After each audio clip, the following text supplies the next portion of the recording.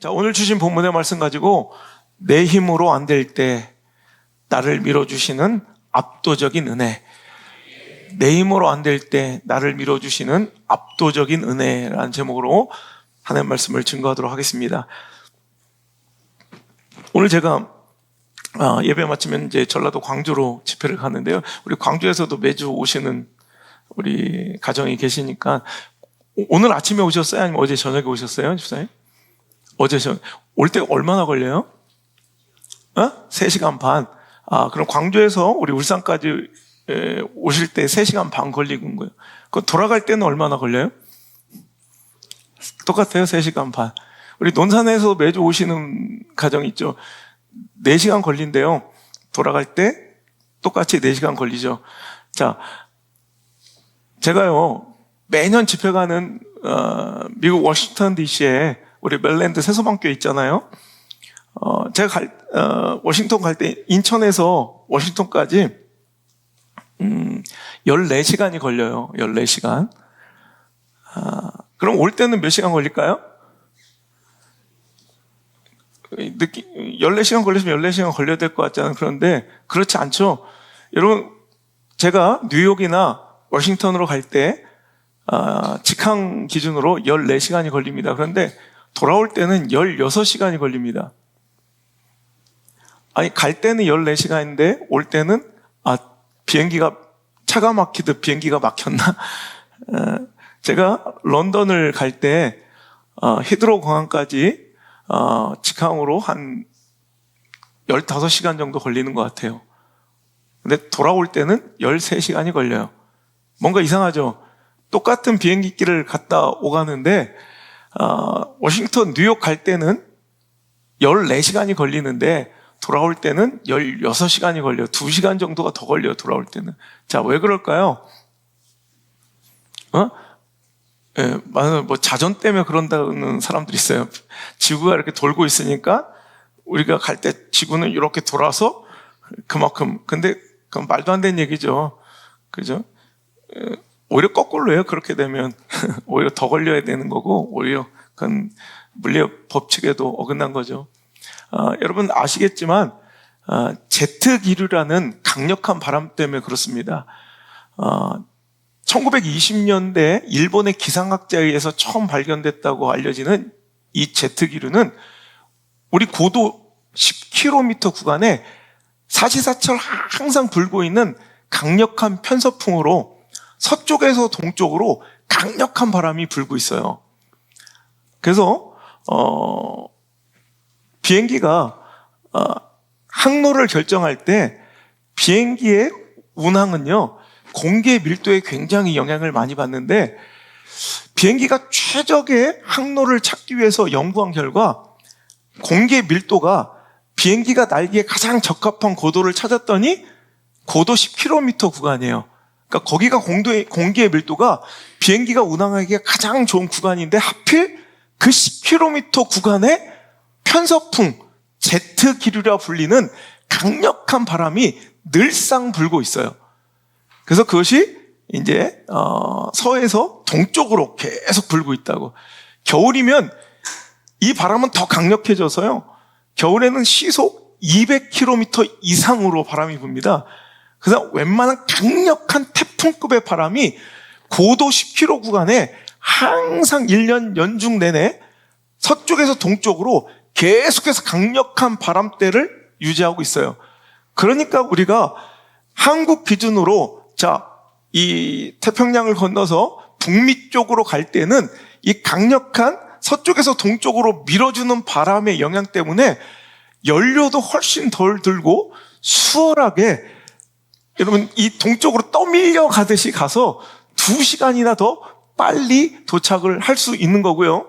거꾸로 10km 그 구간을 운행해야 되는 비행기로서는 그 안에 강력하게 불고 있는 편서풍 때문에 돌아올 때는, 즉 동쪽에서 서쪽으로 뉴욕 북미 지역에서 한국 쪽으로 돌아올 때는 이 바람과 맞서야 되기 때문에 오히려 운항 시간이 2시간이나 훨씬 더 지체되고 더 걸린다는 거죠. 그래서 하루에 미국과 일본에서요, 최적의 항로를, 그러니까 이 바람이 가장 불고, 이 편서풍대, 이 제트기류가 가장 잘 불고 있는 적합한 항로를 매일 2차례씩 발표를 해요. 그러면 이제 출발을 앞두고 있는 기장들은 그 발표를 보고 내가 어느 항로로 운행할까를 이제 다 결정하게 된다는 거예요. 그래서 여러분 잘 아시는 바와 같이 우리가 이 동쪽으로 갈 때는, 즉 우리 한국을 기준으로 하면 미국 쪽으로 갈 때는 어떻게 해야 돼요? 최대한 이 제트기류의 중심으로 날아가야 돼요. 또 거꾸로 서쪽으로 올 때는, 즉 미국에서 한국 쪽으로 올 때는 최대한 이 제트기류를 맞서지 말고 최대한 이 중심에서 벗어나서, 그렇다고 또 너무 떨어뜨리면 공기 밀도가 안 맞아가지고 오히려 더 운항에 적합하지 않기 때문에 10km 구간 안에서 가장 편서풍, 이 제트기류를 맞서지 않는 가장 중심에서 먼 쪽으로 이제 선회해서 이제 돌아오게 된다는 거죠. 여러분, 이 제트기류에 대해서 알게 되면 저는 참 우리 인생과 신앙과 닮았다고 생각을 해요. 우리가 아무리 애쓰고 힘쓰고 노력하고 최선을 다해도 안 될 때가 있습니다. 그럴 때 어떤 때는 뒤에서 밀어주시는 압도적인 제트기류 같은 강력한 하나님의 도우심과 성령의 뒷바람 때문에 우리 인생이 너무나도 수월하게, 때로는 내 힘과 능력을 능가하는 그런 강력한 발전과 진보를 이룰 때가 있다는 것입니다. 여러분, 내 앞에 인생의 깝깝하고 깜깜하고 정말 어두운 홍해를 만났을 때 말이에요. 그럴 때 여러분, 우리는 내 힘과 의지로 내 능력 바깥의 문제를 만났을 때 말이에요. 여러분, 그럴 때 우리는 내가 더 힘써서 노력하고 내가 더 최선을 다하고 성실히 해야 되는 것이 아니라, 그때 내 힘으로는 안 될 때, 도저히 내 능력 바깥의 문제를 만났을 때, 눈앞에 시퍼런 홍해가 나를 가로막고 있을 때, 그때는 바로 압도적인 하나님의 은혜를 경험해야 할 때임을 기억하시길 바랍니다. 지쳐 포기하고 싶을 때가 있잖아요. 정말 이제는 내가 할 수 있는 모든 걸 다 쏟아내고 정말 이제는 낙담하고 낙심하며 절망하고 싶을 때, 포기하고 싶을 때 있잖아요. 이때가 바로 뒤에서 밀어주시는 압도적인 하나님의 은혜를 경험해야 할 때라는 것입니다. 오늘도 제트기류 같은 영적인 하나님의 놀라운 역사와 이런 성령의 바람을 경험한 여러분, 구약의 사건이 바로 이 홍해 앞에선 이스라엘 민족의 모습이었다는 거죠.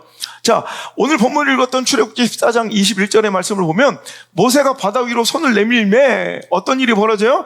여호와께서 큰 동풍을 불게 하셔서, 밤새도록 동풍을 불게 하셔서 바닷물을 물리치셨대요. 그래서 오늘 그 물, 여러분, 내 힘으로는 건널 수 없는 그 엄청난 그 깊은 시퍼런 바다, 그 홍해를 하나님께서 동풍을 불게 하셔서 여러분, 모든 물을 마르게 하시고 물리치시고 마치 육지를 걷듯 이스라엘 백성, 하나님 백성들을 그 길을 건너게 하셨다는 거예요. 여러분, 오늘도 우리 인생에 꽉 막힌 홍해 같은 답답한 현실을 맞닥뜨린 사람이 있어요. 이건 어떻게 해도 내 힘으로는 안 돼. 정말 이거는 내 능력 바깥의 일이야. 도무지 어디서부터 어떻게 이 문제를 해결할지 모르겠어요. 여러분, 그럴 때 여러분, 비행기를 뒤에서 압도적인 힘으로 밀어, 오늘도 그 운항을 수월하게 만드는 제트기류처럼 성령의 새바람이 우리에게 불어와야 될 것이고, 홍해를 갈라버렸던 동풍이 우리 인생에 불어와 하나님의 역사를 보게 되는 귀한 여러분 체험의 시간이 돼야 할 줄 믿습니다. 여러분, 내 힘으로 안 될 때는 더 열심이 아니라 최선의 최선을 더해서가 아니라 나의 최선보다 더 크신, 나의 열심을 능가하시는 하나님의 역사를 경험해야 할 때임을 믿으시길 바랍니다. 여러분, 세상 사람들이 말하는 것처럼 최선이 답은 아니에요. 여러분, 꼭 성실이 답은 아니라는 거예요.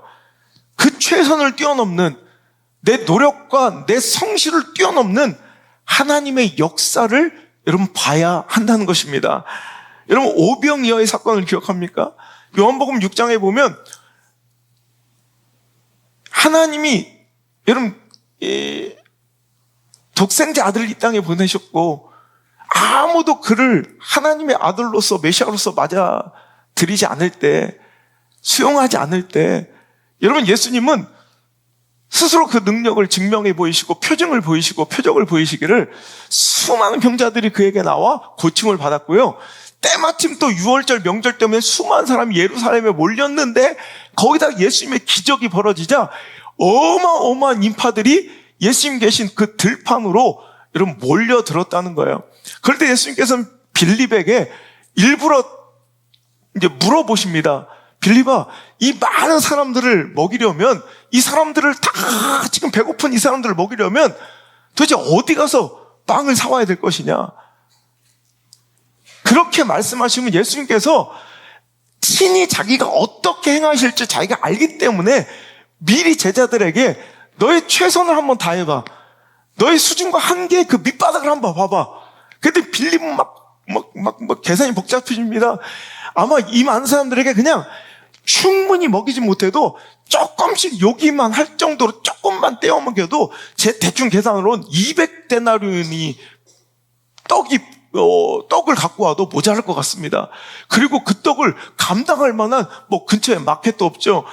식당도 없는 거. 여러분, 그럴 때 안드레는 또 얘기합니다. 우리가 가진 것은 고작 이 2마리의 허접한 물고기와 보리떡 5개 뿐입니다. 이거 가지고 우리가 무엇을 하겠습니까? 자, 보세요.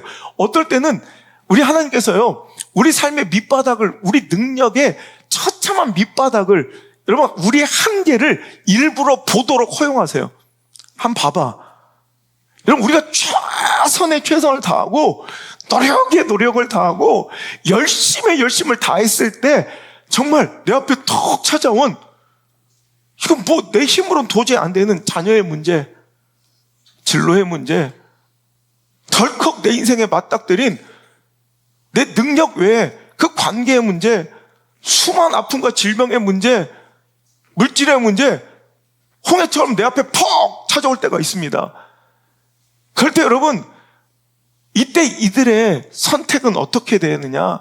더 열심을 다해서 수소문에서 빵집을 수소문하고 떡집을 찾아 헤매고 더 땀 흘리며 열심히 막 미친 듯이 달려다니며 오늘도 떡집과 빵집을 찾아다니고 돈을 구해오는 것이 아니라 이제는 하나님께서 내 삶에 정말 밑바닥을 보게 하시고 내 최선의 한계를 보게 하셨을 때는 더 최선을 다하고 더 열심히 삽질을 하는 것이 아니라 더 열심히 뛰어다니는 것이 아니라 이제 가만히 서서 하나님의 역사를 볼 때라는 거예요.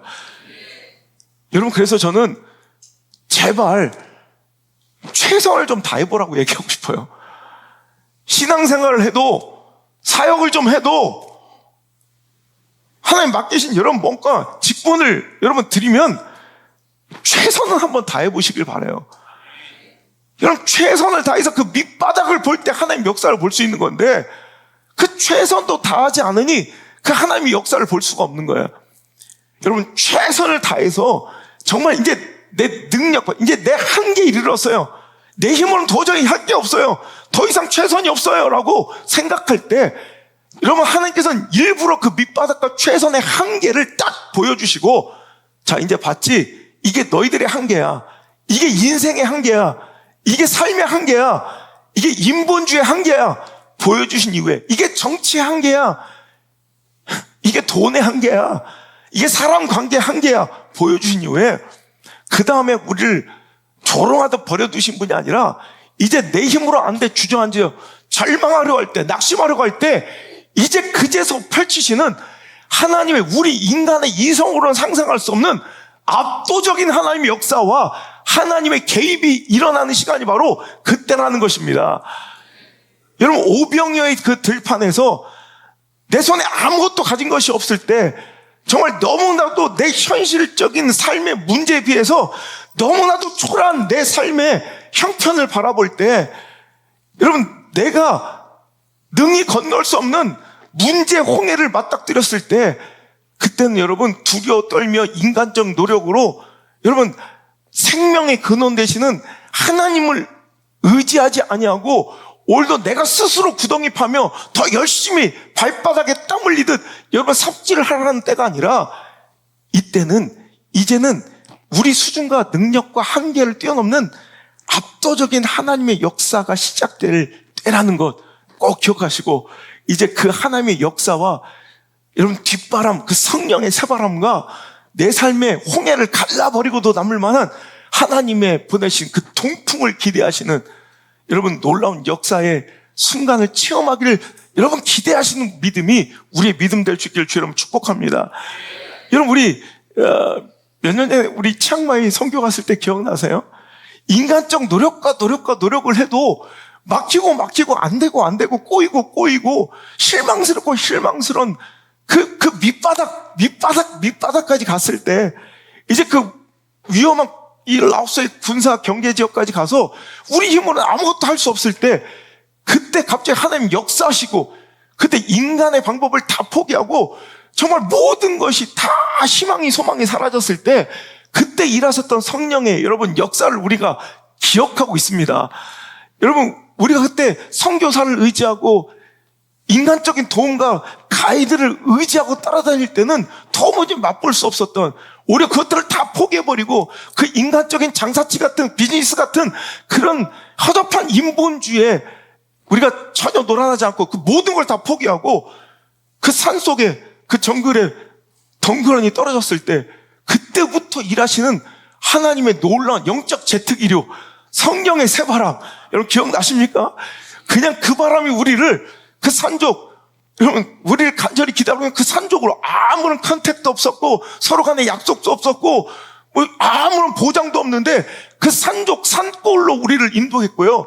갔더니 서로 약속도 없었지만 성령이 똑같은 마음을 주셔서 여러분 그 교회가 우리를 기다리고 있었고 거기서 여러분 수많은 병자들이 나음을 입고 여러분 걷지 못한 자가 지팡이를 집어던지고 기뻐 춤을 추며 입신하고 성령의 기름 부음이 있었던 놀라운 성령 충만한 그때를 기억하십니까?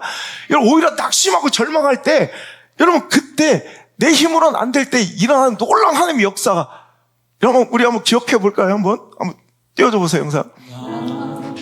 주님의 길을 가리라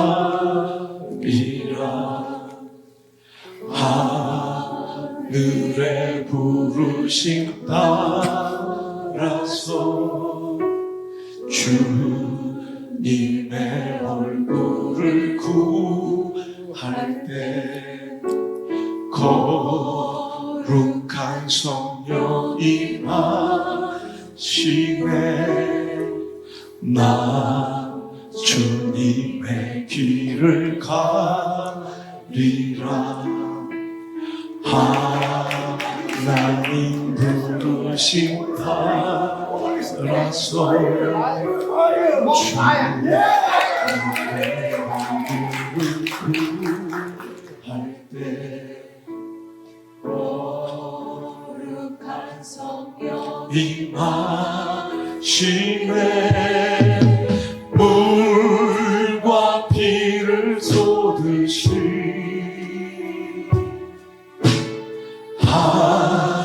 하나님의 할렐루야. 여러분 중환자실로 실려가던 병자가 일어나 춤을 추고요. 아까 그 할머니 못 걷던 분이 여러분 지팡이를 집어던지고 춤을 추고요. 여러분 말도 통하지 않으면 몇 번의 통역을 통해야 말이 통하는 그 가운데 여러분 그냥 마음이 통하고 그냥 말이 통한 놀라운 성령의 역사가 벌어지더라는 거예요. 여러분 인간의 노력 그 노력의 노력 최선이 필요할 때도 있지만 여러분 이제 우리 최선이 끝이고일 때 노력의 한계를 볼 때 그때는 성령의 새바람을 의지해야 될 때임을 기억하시길 바랍니다. 아직도 그 성령의 역사를 기대하지 아니하고 오히려 내 노력과 내 열심으로 무언가를 해보려는 사람들이 있다는 거예요. 여러분 오늘도 우리의 모든 생명의 근원은 하나님이시며 모든 문제의 해결의 그 원동은 하나님이심을 잊지 않았으면 좋겠습니다. 예레미야서 2장 13절의 말씀에 보면 내 백성이 두 가지 악을 행하였나니 곧 그들이 생수의 근원되는 나를 버린 것과 스스로 웅덩이를 판 것인데 그것은 그 물을 가두지 못할 터진 웅덩이들이라. 여러분 우리의 인생이 이럴 때가 있어요. 오늘도 이스라엘 백성이 거듭되는 고난과 직면한 내 한계를 뛰어넘는 문제 앞에서 그들의 선택은 뭐예요? 생명의 근원에서 하나님을 버리고 스스로 웅덩이를 파본 거예요. 결국 그 물을 가두지도 못할 터진 웅덩이 그 웅덩이를 파는데 삽질을 하는데 시간을 보내고 있지만, 여러분, 하나님께서 원하신 것은 더 열심히 삽질하는 것이 아니라 생명의 근원 대신 하나님을 지향하는 거예요. 하나님을 바라보는 거예요. 그 역사를 기대하는 거예요. 여러분, 나보다 나를 더 잘하시고 말할 수 없는 탄식으로 내가 알지 못하는 내 앞에 그 어려운 홍해와 여러분 그 처절한 배고픔의 오병이어를 미리 아시고 나를 위해 탄식하시며 친히 간구하시는 성령님이 계심을 기억하시고, 여러분 그 성령의 역사를 구하시는 지혜로운 믿음 있는 신실한 거룩한 성도들 되시길 주의 이름으로 축복합니다. 로마서 8장 26절의 말씀입니다. 이와 같이 성령도 우리의 연약함을 도우시나니 우리는 마땅히 기도할 바를 알지 못하나 오직 성령이 말할 수 없는 탄식으로 우리를 위하여 친히 간구하시느니라. 아멘. 성령님은 이런 분이십니다. 우리가 알지 못할, 우리는 이해하지도 못할, 우리가 아직 맞닥뜨리지도 대면하지도 못한 그 문제들을, 그 앞날의 고민들을, 그 앞날의 처절한 고독을, 그 시퍼런 홍해를 이미 아시고 우리를 위하여 친히 탄식하시며 기도하시며 스탠바이, 우리의 삶에 개입하시려고, 역사하시려고 여러분 준비하고 계신 그 하나님이 계시다는 거예요. 그 하나님을 만나야 합니다. 그 하나님을 기대하고 하나님을 간구해야 됩니다. 그 성령의 역사를 간구해야 합니다. 하나님 그런 자를 찾고 계시다는 거예요. 여러분, 사도 바울이 그래서 항상 그의 삶 가운데 힘쓰고 애쓰고 몸부림치는 작업은 뭐냐면 더 기민하고 더 면밀하게 검토하고 분석하고, 여러분 사람들과 의논하고 회의하며 더 가능성과 확률 좋은 것, 상황과 처지 형편 좋은 것을 따라가는 것이 아니라 어떤 것이 성령 하나님이 이끄신 길인지, 어떤 것이 그 제트기류를 맞서지 않는 길인지, 여러분 그 성령의 그 새바람과 결을 같이 하려고, 여러분 이게 지혜예요.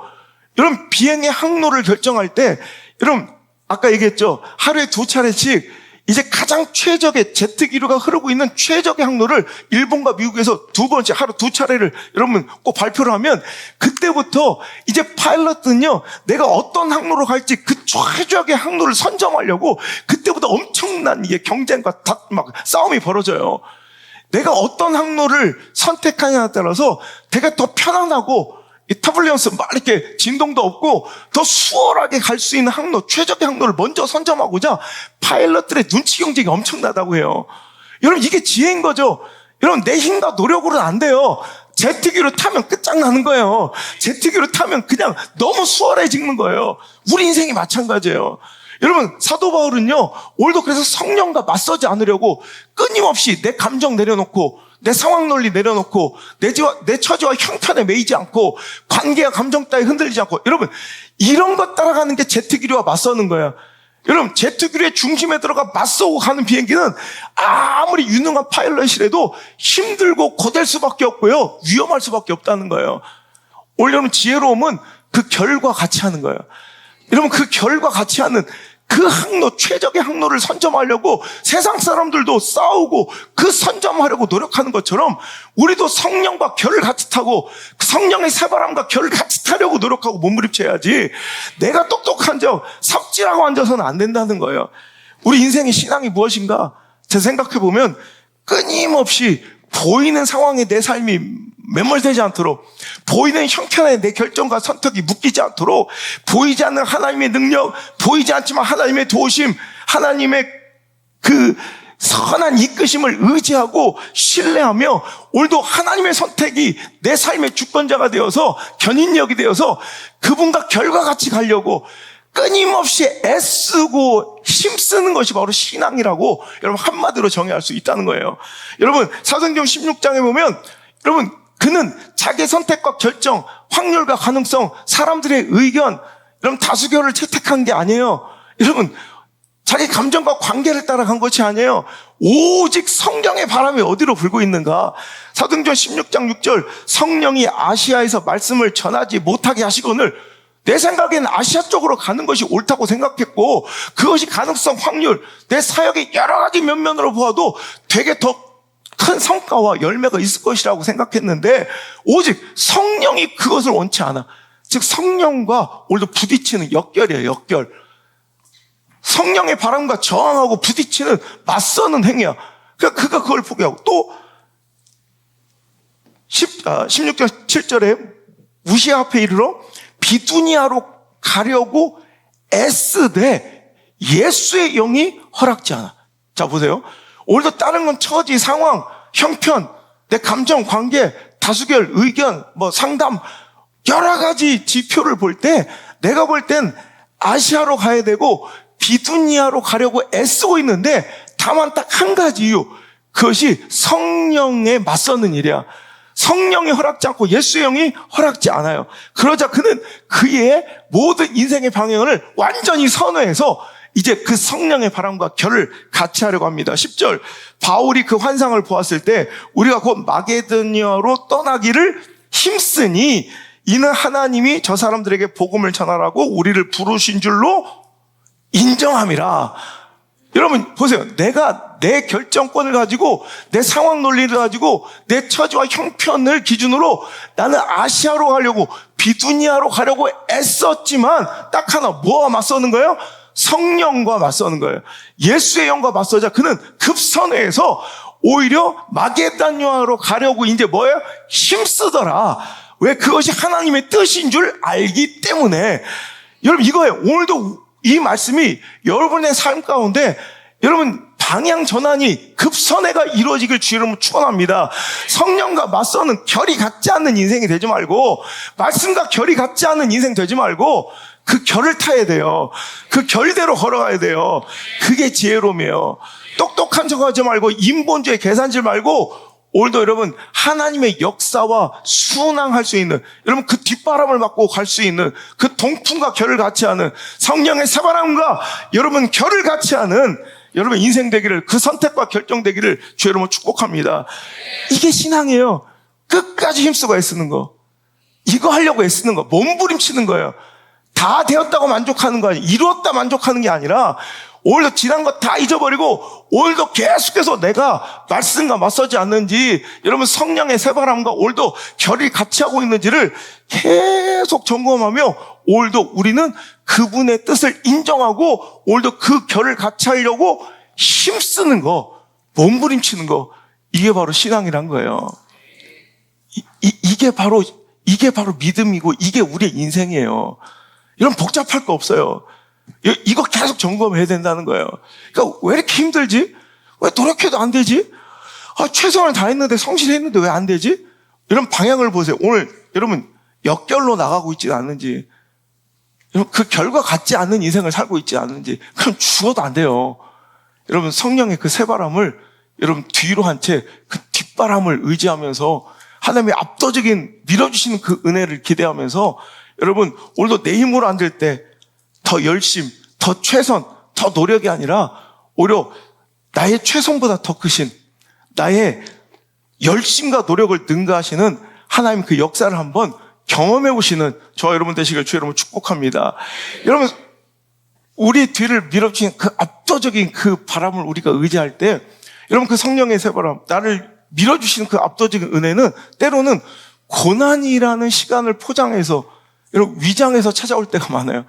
여러분 우리는 생각할 때 되게 뒤에서 나를 도와주신 압도적인 하나님의 은혜는 굉장히 내가 기뻐하고 원할 만한 모습으로 찾아올 것 같지만 실은요 때론 되게 많은 순간 고난의 시간이 내 수준과 차원을 뛰어넘는 압도적인 하나님의 도우심의 순간일 때가 많아요. 고난 때문에 여러분 오늘 이들이 출애굽을 결정할 수 있었던 이유는 뭐예요?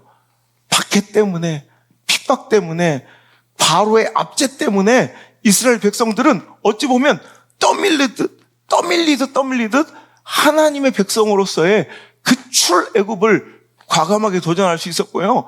여러분 하나님의 약속의 땅으로 향할 수 있게 되었다는 거예요. 출애굽기 2장 23절 이하의 말씀 보면 여러 해 후에 애굽 왕은 죽었고 이스라엘 자손은 고된 노동으로 말미암아 탄식하며 부르짖으니 그 고된 노동으로 말미암아 부르짖는 소리가 하나님께 상달된지라. 여러분 고생하는 거예요. 바로가 그들을 친밀하게, 그러니까 옛날에 요셉과 그 가족들을 마주해줬던, 이런 환영해줬던, 이런 수용해줬던 친화적인 그 바로는 죽었고요. 이제는 그들을 압제하는, 이제 노예로밖에, 짐승과 같은 이 소유물처럼 보는 이제 왕을 만나게 된 거예요. 그래서 이제 수요의 공급의 법칙에 따라 노예가 좀 많아졌네? 좀 이건 좀 감축할 필요가 있겠네? 그러면 아들을 낳을 때 죽여버려요. 이런 짐승도 이렇게 잘 안 해요. 옛날에 몇 년 전인가 막 사료값이 굉장히 급등했을 때가 있어요. 오히려 소를 키우는 게 오히려 더 손해의 일. 사료를 먹여 소를 키우는 게 더 오히려 축산업계에서는 손해일 때가 있었어요. 그렇다고 여러분, 이 사료 먹이는 게 사료값이 더 비싸. 그럼 그 짐승들 막 죽여요? 그러지 못해요, 짐승 키우는 사람들. 짐승도 이렇게 안 하는데 그 바로의 폭압을 보세요. 바로의 압제를 보세요. 이 끔찍한 상황이 그들을, 여러분, 끔찍한 이 세계에서 탈출할 수 있는 동력이 됐다니까. 막 떠밀어 준다니까. 출애굽기 5장 4절에도 이제 모세가 바로에게 찾아와서 우리가 하나님을 예배하도록 우리를 좀 놓아주십시오 했더니 그 말을 들은 애굽왕 바로의 반응을 보십시오. 시작. 애굽 왕이 그들에게 이르되 모세와 아론은 너희가 어찌하여 백성의 노역을 쉬게 하려느냐? 가서 너희 노역이나 하라. 바로가 또 이르되 이제 이 땅의 백성이 많아졌거늘 너희가 그들로 노역을 쉬게 하는도다 하고, 바로가 그날에 백성의 감독들과 기록원들에게 명령하여 이르되 너희는 백성에게 다시는 벽돌에 쓸 집을 전과 같이 주지 말고 그들이 가서 스스로 집을 짓게 하라. 또 그들이 전에 만든 벽돌 수요대로 그들에게 만들게 하고 감하지 말라. 그들이 게으름으로 소리질러 이르기를 우리가 가서 우리 하나님께 제사드리자 하나니 그 사람들의 노동을 무겁게 함으로 수고롭게 하여 그들로 거짓말을 듣지 않게 하라. 자, 보세요. 여러분, 이런 압제가, 포악한 압제가 계속 이어지더니 이제 최악에 이르렀어요. 이제 그들의 노역은 막 점점 심해졌고 하나님 향한 막 부르짖음과 탄식과 여러분 그 눈물의 호소는 막 더 깊어지고요. 거기다가 이제는 이스라엘 백성들에게 노역을 시키면서 벽돌을 굽게 할 때 그 재료는 옛날에 제공하고 만들려고 했는데 이제 재료도 주지 말고 지들이 재료까지 주워다가 만들면 더 많은 노동을 해야 되는데도 불구하고 그런 벽돌의 수도 줄이지 말래. 이게 무슨 원칙이에요? 그러니까 그러니까 이게 배가 불러서 그런 거구나. 니들이 이제 사람 좀 많아지고 배가 부르니까 할 일 없어지고 한가해지니까 딴짓거리하고 딴 생각하는구나, 이거예요. 그리고 그들에게 더 폭압적인 정책을 펼치며 그들을 압제합니다. 자, 이제 견딜 수 없는 상황. 여러분, 우리 인생에 과감한 영적 도전과 내 인생의 수준과 한계를 뛰어넘는 사건들은 언제 벌어지냐면 이런 정말 이제 지긋지긋한 고난과 여러분 지긋지긋한 환난을 통해서 오히려 여러분 내가 떨치지 못했던, 미련 가지고 일어나지 못했던 내 인생의 애굽을 탈출하는 기회가 될 때가 많아요. 고난이 나를 막 등 떠밀어줄 때가 많아요. 우리가 생각할 때는 성령의 바람은 뭔가 되게 홀리하고 뭔가 영적인 막 굉장히 멋진 역사로서 막 이렇게 찾아올 거, 예배 시간이 찾아올 것 같지만 실은 대부분의 우리 인생을 밀어주는 압도적인 하나님의 그 인생의 도전들은 거의 대부분 고난을 포장하고 위장해서 올 때가 많아요. 이 고난이 우리를 막 등 떠민다니까. 그래가지고 이 고난 때문에 오히려 우리가 고난 때문에 더 하나님께 더 가까이 가고, 고난 때문에 성장하고, 고난 때문에 더 예배자가 되고, 고난 때문에 하나님 만난 사람이 얼마나 많아요. 여러분, 이게 내 힘과 교육과 의지와 선택으로는 안 되는, 여러분, 이어령 교수를 누가 교육해서 예수님 믿게 만들겠어요? 우리나라의 최고의 지성이 이어령 교수를 누가 설득해서, 누가 논쟁하고 토론해서 그를 예수 믿게 만들겠어요? 안 되죠. 하지만 그에게 찾아온 고난이 그를 압도적인 힘으로 그를 막 떠밀어서 하나님 앞에 둬버리잖아요. 세례받는 앞에 여러분 세례 자리에 무릎을 꿇혀 버리잖아요. 여러분, 이게 하나님의 능력의 힘은 이런 고난을 통해 찾아와서 우리가 하나님 앞에 무릎 꿇게 만들고 그분을 인정할 수밖에 없는 강력한 도전의 힘으로 우리를 확 밀어줄 때가 많더라는 거예요. 그래서 아까 여러분 우리가 로마서 8장 26절 그 탄식하면 우리를 위해 기도하고 간구하신 성령님의 도우심을 구하라 그랬잖아요. 그 8장 28절 우리가 잘 아는 롬파 리팔 뭐예요? 시작. 우리가 알거니와 하나님을 사랑하는 자 그 뜻대로 입은 자들에게는 모든 것이 합력하여 선을 이루느니라. 여러분 세상의 기준은 뭐예요? 실패는 나쁜 거예요. 고난은 나쁜 거예요. 질병은 나쁜 거예요. 망하는 건 나쁜 거예요. 여러분 관계의 깨어짐과 시련은 나쁜 거예요. 하지만 우리에게도 그렇냐는 거예요. 그 막힘이, 그 가난이, 그 질병이, 그 실패가, 그 깨어짐이, 여러분 그 고독이 어떻게 됐어요? 합력하여 오히려 우리가 갈 수 없는 길로, 우리가 갈 수 없는 성장의 길로 한계를 뛰어넘는 동력이 되어 우리를 떠밀 때가 얼마나 많냐는 거예요. 여러분 가만히 있었으면 제가 여기 있겠어요? 가만히 있었으면 제가 여기 있겠어요? 오히려 고난이 나를 막 그냥 강력한 힘으로 내가 주체하고 내가 조정할 수 없는 강력한 힘이 되어 나를 떠밀어 여기에 세운 거예요. 그 질병이, 그 깨어짐이, 그 실패가 그때는 너무 서럽고 힘들었지만 압도적인 힘이 돼요. 나를 막 그냥 떠밀어요. 그냥 떠밀어서 오늘도 내가 있어야 될 곳으로 스스로 올 수 없는 자리로 옮겨 놓다는 거예요. 이게 합력하여 선을 이루는 거예요. 여러분 여기서 하나님을 사랑하는 자, 그 뜻대로 부르심을 입은 자들에게는 이런 역사가 반드시 삶 속에 벌어져요. 모든 것이 합력하여. 여러분 합력하다, 여기서 합력하여의 여러분 헬라어는 수네르게오예요. 수네르게오. 여러분 수네르게오, 이 헬라어 합력하다. 여러분 이 수네르게오에서 파생된 이런 단어가 바로 시너지예요. 시너지. 우리가 알고 있는 이 시너지가 이 합력하여라는 수네르게오에서 여러분 어원을 두고 있다고요. 여러분 보세요. 시너지가 뭐예요? 얘가 이렇게 만나면 이가 돼야 되는데 얘가 이렇게 만났더니 갑자기 의도치 않게 생각지도 못해 폭발적인 에너지를, 이 하나하나가 할 수 없는 일을 갑자기 그 수준과 한계를 뛰어넘는 결과물이 아웃풋으로 나와. 이게 시너지예요. 여러분 그거예요. 소네르게오. 오늘도 우리가 생각할 땐, 내 눈으로 볼 때는 좋아 보이지 않고 인간의 관점으로 해석할 때는 실패, 고난, 환난, 절망, 낙심, 포기의 시간처럼 보이는 그 모든 순간조차도 소네르게오, 하나님의 뜻대로 부르심을 입은 자들이 그것들을 만나면 뭐가 된다는 거예요? 시너지가 되어서 오히려 내 수준을 능가하는, 내 차원을 뛰어넘는, 여러분 그 이상의 인생을 살아내고 전진할 수 있는 능력과 동력과 엔진과 힘이 되어 준다는 말입니다. 이제 하나님은 우리 수준이 아닌 그분의 생각과 그분의 길로 우리를 이끌고 계십니다. 여러분 하나님의 일하심은요 오늘도 우리 수준과 우리 차원이 아니에요. 우리의 생각과 우리의 뻔한 길이 아니라 우리를 능가하는 그분의 생각과 그분의 길로 우리를 이끌어 가시기를 원하십니다. 그렇잖아요 여러분. 우리 수준의 하나님이라면 뭐하러 믿어요? 그런데 여러분 우리는 자꾸 교회 다니면서 신앙생활 하면서 이런 실수를 하는 거야. 하나님을 내 수준으로 전락시킨 후에 믿으려고 해. 납득이 되고 이해가 되는 일만 하려고 해. 내 눈에 좋아 보이고 선해 보이는 선택만 하려고 해. 그리고 오늘도 내 수준으로 인과관계가 이해되는 것만 좋은 건 줄 알아. 하지만 여러분 하나님을 사랑하는 자, 그 뜻대로 부르심을 입은 공동체와 성도들과 인생들은 수네르게오, 그 모든 것이 합력하여 시너지가 되는 거예요. 시너지.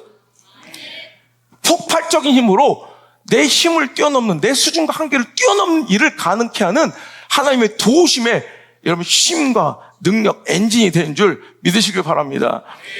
여러분 이스라엘 백성들이 오히려 바로의 압제가 포갑, 그의 막 괴롭힘과 그 노역, 그 고된 인생, 정말 피눈물 나는 인생의 처절함이 오히려 동력이 되는 거예요. 뒤를 밀어줘 떠밀듯 그는 가나안으로 향할 수밖에 없었다는 거예요. 요셉의 인생도 그래요. 그 어린 아이에게 찾아온 연거푸 반복되는 이해할 수 없는, 이거는 뭐 납득할 수 없는 그 시련과 실패와 배신과 아픔과 절망과 무고함과 억울함과 고독함들이 그를 막 밀어서 어디로 보내요? 하나님께서 그의 자기 수준으로는, 자기 차원으로는, 자기의 생각으로는 도저히 갈 수 없는 애굽 땅으로 그를 떠밀었고요. 바로의 궁궐로 그의 인생을 막 떠밀어주는 힘이 되더라는 거예요. 우리가 볼 때는 나빠 보여요. 우리가 볼 때는 선한 것처럼 보이지 않아요. 우리가 볼 때는 좋아 보이지 않아요. 실패처럼 보이고 가난처럼 보이고 절망하고 포기하고 한숨 쉴 것처럼 보이는 그 순간이 오히려 우리를 내 수준 너머로, 내 수준 이상으로 하나님의 생각과 그 수준, 하나님께서 원하시고 준비하시고 예비하신 그 길로, 가장 좋은 길로 나를 떠밀어주는 강력한 제트기류가 될 때가 많다는 것입니다. 여러분, 요나의 불순종도 보세요. 하나님 그를 니느웨로 가서 사역하기를 원하시는데 우리의 이성과 우리의 판단과 우리의 결정은 늘 다시스야. 그럴 때 여러분, 풍랑이 나쁜 거죠. 여러분, 죽음의 위기는 나쁜 거죠. 물고기 삼켜지고 뱃속에 들어가는 건 나쁜 거지만, 그로 인하여 그 연거푸 진행되는 수많은 곤란한 일과 그 정말 낙심할 그 상황들이 오히려 그를 어디다 뱉어내요? 여러분, 그가 있어야 될 니느웨에 뱉어내는 거예요. 여러분, 우리의 고난이요, 그런 역할이에요. 우리의 환란이 그런 역할이에요. 우리 그냥 두면, 저기 요셉은 저 부잣집 도련님으로 저기 동네 골목대장 돼 있고요. 저기 다윗은 저기 양치다가 축협 조합장 되고요. 어?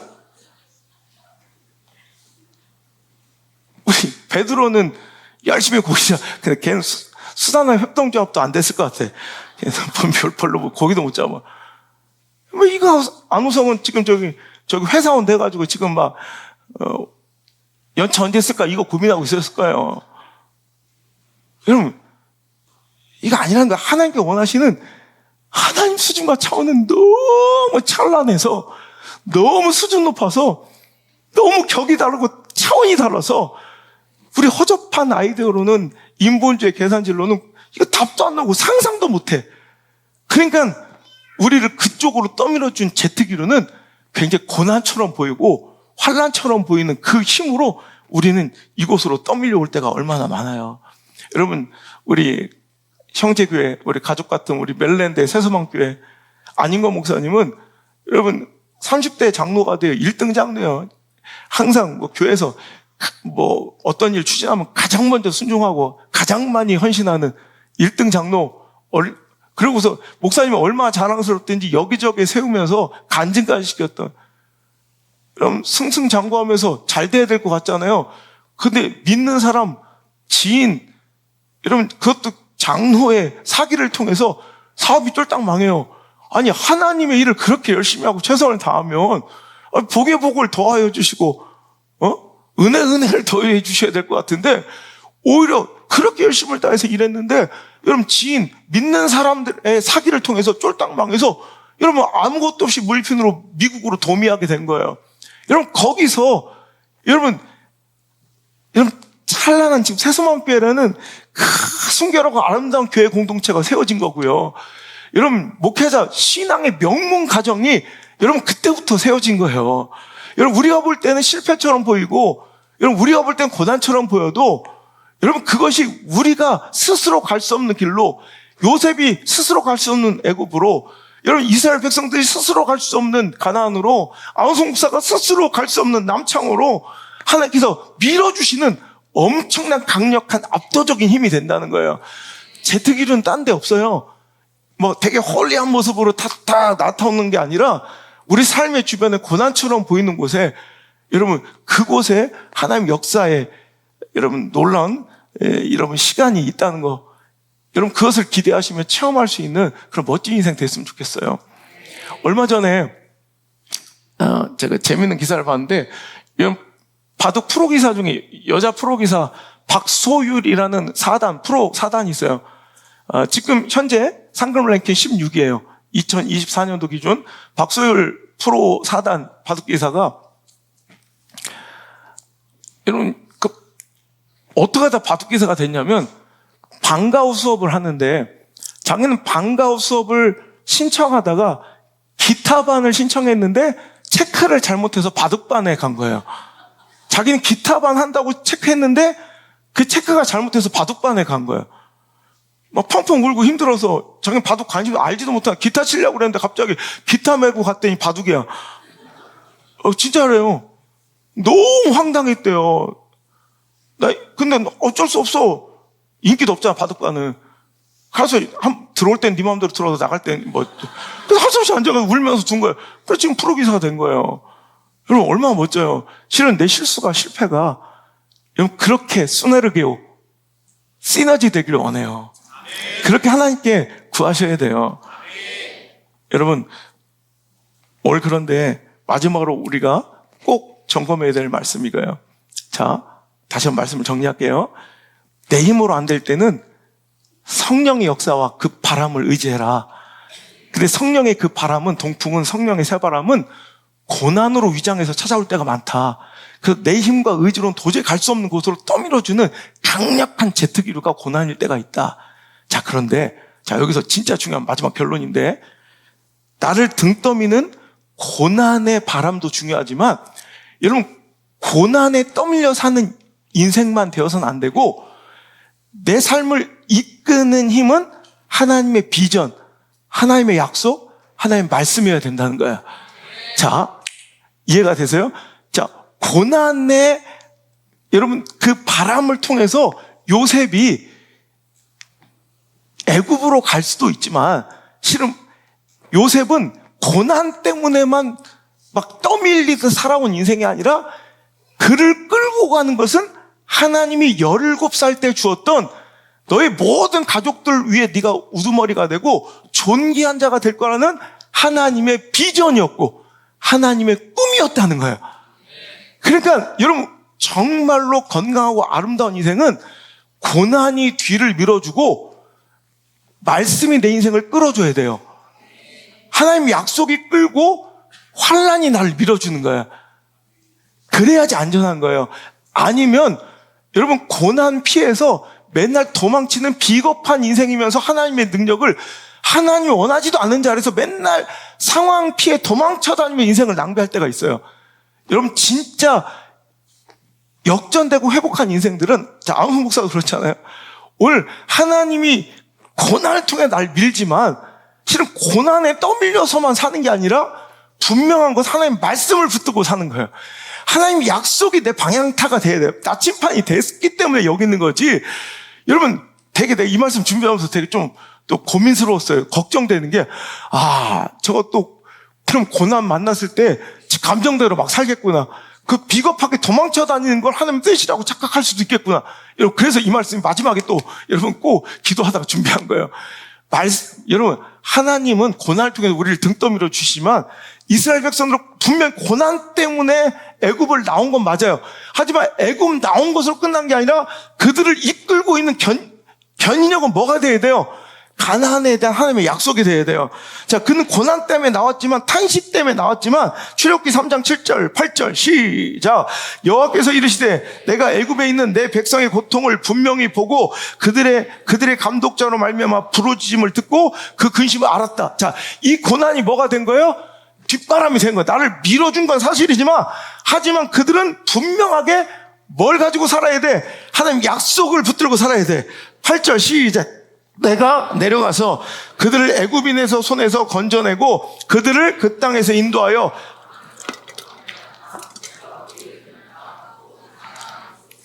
헷 족속, 아모리 족속, 브리스 족속, 히위 족속, 여부스 족속의 지방에 데려가려 하노라. 아멘. 자, 고난이 내 뒤를 등 떠밀어서 할 수 없이 나왔지만 그거 고난에 떠밀려 살면 안 돼. 고난은 나를 밀어준, 내 삶을 밀어주는 엔진이라면, 힘이라면 이제 나는 방향을 어디로 잡고 내 인생을 끌어주는 건 하나님이 가나안, 젖과 꿀이 흐르는 땅 가나안으로 인도하시겠다는 그 약속을 붙들고 살아야 돼요. 자, 출애굽기 6장 7절 시작. 너희를 내 백성으로 삼고 나는 너희의 하나님이 되리니 나는 애굽 사람의 무거운 짐 밑에서 너희를 빼낸 너희의 하나님 여호와인 줄. 아멘. 여보세요. 오늘 하나님의 분명한 약속을 잊지 말아야 돼. 오늘도 나는 등 떠밀리듯 애굽에서 고난 때문에 나왔지만 우리의 분명한 목적, 약속, 꿈, 비전 잊으면 안 돼. 나는 하나님의 백성 되고 그분 나의 하나님이 되고 나는 그냥 애굽을 탈출한 이 고난을 피하는 게 목적이 아니라 거룩한 하나님의 약속의 땅, 가나안 땅으로 가는 게 목적이라는 거. 이거 잊지 않아야 돼요. 근데 우린 자꾸 고난만 피해 도망쳐 다녀. 절망만 피해 관계만 피해 도망쳐 다니는 인생이 복된 인생이라 착각하면 안 된다는 거예요. 고난은 나를 등 떠밀어 줘요. 그래서 오늘도 새로운 삶을 살 수 있는 기회를 줬다면 이제 내 인생을 확 압도적으로 끌고 가는 것은 하나님의 말씀이어야 돼. 하나님의 꿈이어야 돼. 하나님의 비전이어야 돼. 그래야 놀라운 역사가 이렇게 합력하여 선을 이루듯 일어나는 거예요. 내가 있어야 될 곳에 이렇게 있게 되고, 여러분 내가 가야 될 곳에 가게 될 때 역사가 벌어지는 거지. 여러분 그냥 고난만 피해 조금만 안 좋은 일이 있으면 도망치는 메뚜기 새끼처럼 살지 말고, 오늘도 여러분 하나님이 고난을 떠밀어서 상황 때문에 피해 다니는 거예요. 형편 때문에 할 수 없이 꾸역꾸역 있는 게 아니라 뭐예요? 상황과 형편이 나를 여기로 인도했지만 분명 하나님의 약속 가난이 있고요, 하나님의 비전이 있고요, 나를 향해 일찍이 선포하신 하나님의 약속들이 있어요. 꿈이 있어요. 말씀이 있어요. 그것이 나를 이끌고 가야 돼요. 여러분, 오늘 나의 선택과 인생의 방향은 무엇에 의해 결정되고 있는가? 혹시 상황으로, 형편으로 떠밀려 도망치고 피하기만 하고 있는 나의 초라한 인생은 아닌가? 여러분, 절대로 도망치는 인생 되어서는 안 돼요. 여러분, 분명히 그 고난과 환난이 나를 등 떠밀어 내가 벗어나야 될 바로라는, 내가 하나님 대신 주인 삼았던, 종속되었던 그 상황적 노예로부터, 물질의 노예로부터, 관계의 노예로부터, 허접한 인본주의의 그 의지로부터 우리는 탈출해야 돼. 그럴 땐 고난을 하나님께 사용하신다고. 하지만 그거 도망치는 걸로 끝나는 게 아니라, 그걸 벗어나는 것으로 끝나는 것이 아니라 그 기회를 붙잡아 하나님 나에게 주신 약속을 기억해내야 돼요. 나에게 주신 꿈이 있었다고, 나에게 주신 말씀이 있었어요. 날 향한 비전이 있었어요. 그게 내 인생 이끌고 가야지 거기서 놀라운 역사가 일어나는 거예요. 올해 하나님 주셨던 대주제가, 우리에게 주셨던 1년간의 약속이 무엇이었습니까? 약속을 이루시는, 그 약속에 반드시 응답하시는 하나님을 경험하라. 근데 우리는 약속을 잃어버리고 살아요.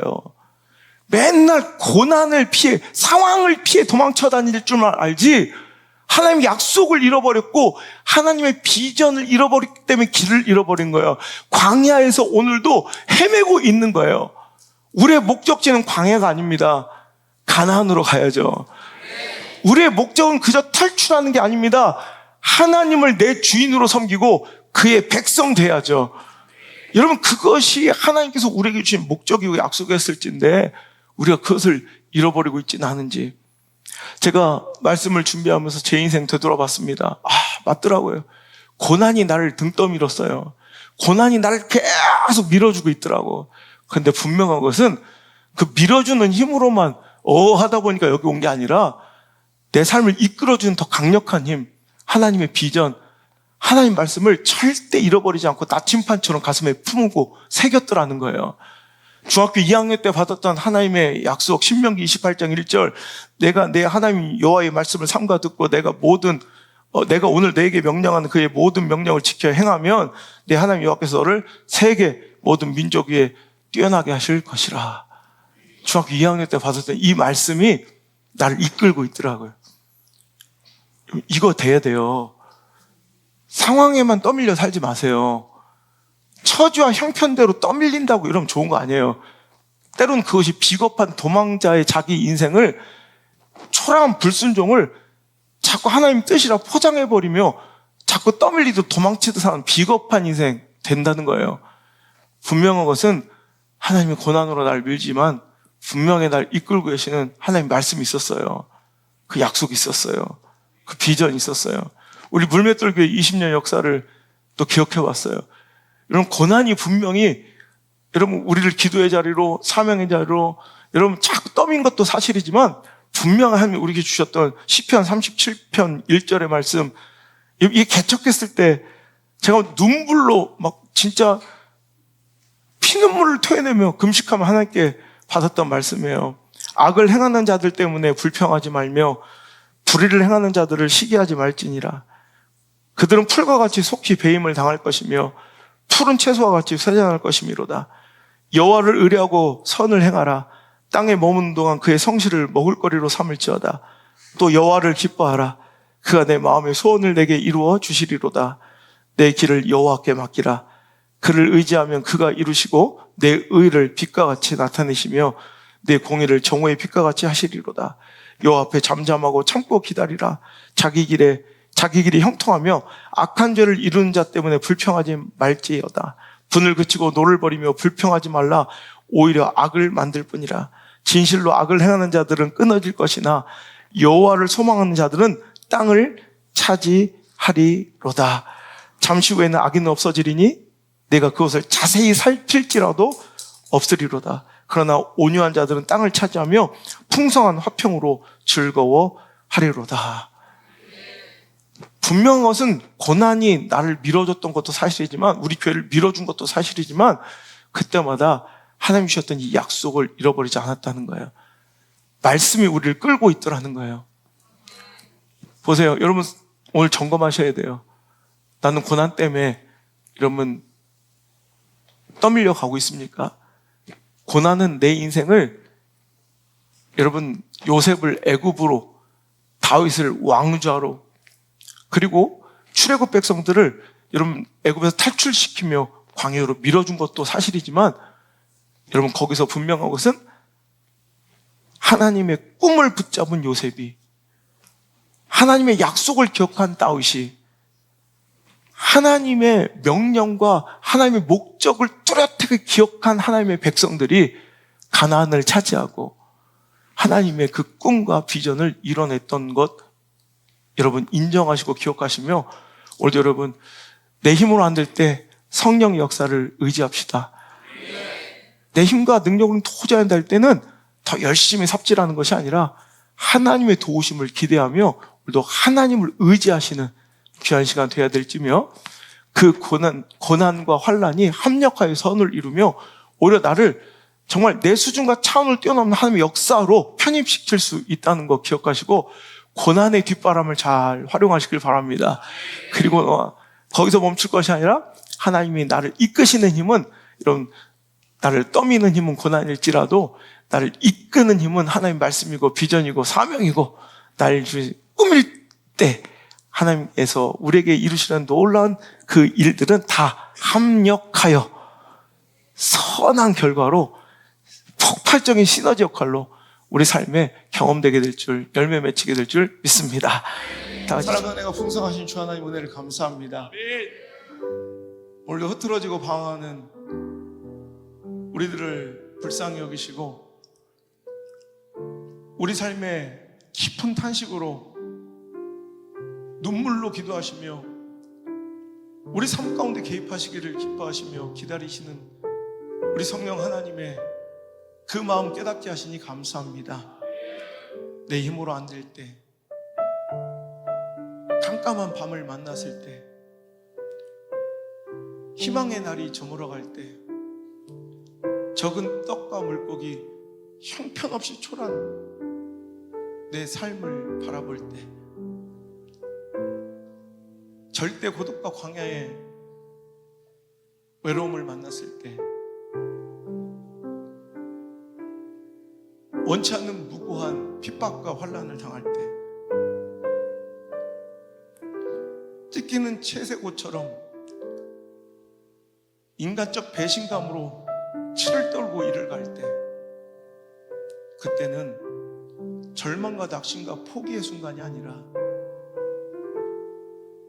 나를 위해 일하시는 성령 하나님의 역사의 개입을 기대할 때임을 알았습니다. 합력하여 선을 이루시는, 고난이 내 인생을 떠미는 위대한 영적 재특기를 경험할 때임을 알았습니다. 하지만 상황과 처지와 형편이 내 인생을 떠밀듯 살아가기만 내버려 두지 않게 하시고, 고난이 나를 떠밀지만 하나님의 약속과 비전과 꿈은 내 삶을 이끄는 귀한 축복의 삶을 선택할 수 있도록 주여 역사하여 주옵소서. 그 절망의 순간에 더 열심과 최선 삽질하는 것이 능사가 아니요, 내 최선보다 더 크신, 내 노력보다 더 크신, 내 열심보다 더 크신 하나님의 개입을 기대할 수 있는 지혜로움이 우리에게 소유될 수 있도록 인도하여 주시고, 진실로 그 역사와 개입을 기대하며 내 자아와 인간적 감정과 생각을 내려놓고 주님 의지하는 자들에게 오셔서 마음껏 일하여 주옵소서. 이제는 주 예수 그리스도의 크신 은혜와 내 아버지 하나님의 놀라우신 사랑과 압도적인 은혜로 내 삶에 개입하셔서 우리의 삶을 이끄시는 성령님의 지도하심이 오늘 이 자리에 나와 내 힘으로 안 될 때 압도적인 하나님의 은혜를 기대하며 오늘도 살아갈 것을 결단한 사랑하는 모든 성도들 머리 위에, 우리 미디어 성전 모든 가족들 머리 위에 이제부터 떠나가지 마시고 1초도 떠나지 마시고 영원토록 함께 계시기를 간절히 축원하옵나이다. 아멘.